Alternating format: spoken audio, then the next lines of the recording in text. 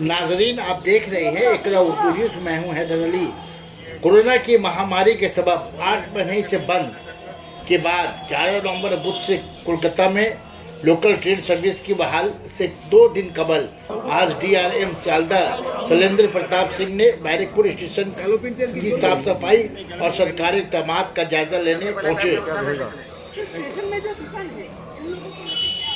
अभी को कोविड है, कोविड में कोई भी अनफेड पर्सन पैसेंजर नहीं आ सकता। दे आर आल्सो अनफेड तो नहीं आ पाएंगे। दुकान बंद है ना? दुकान बंद है, अनफेड पर्सन नहीं आ पाएंगे।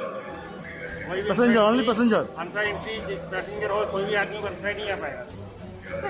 टिकट कैसे मिलेगा? कितना वो काउंटर से मिलेगा।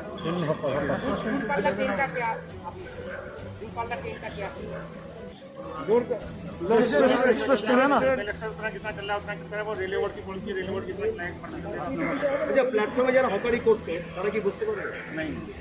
ट्रेन কোনো हकार ट्रेन में हॉकर और वेंडर जा सकते हैं, हॉकर नहीं जा सकते।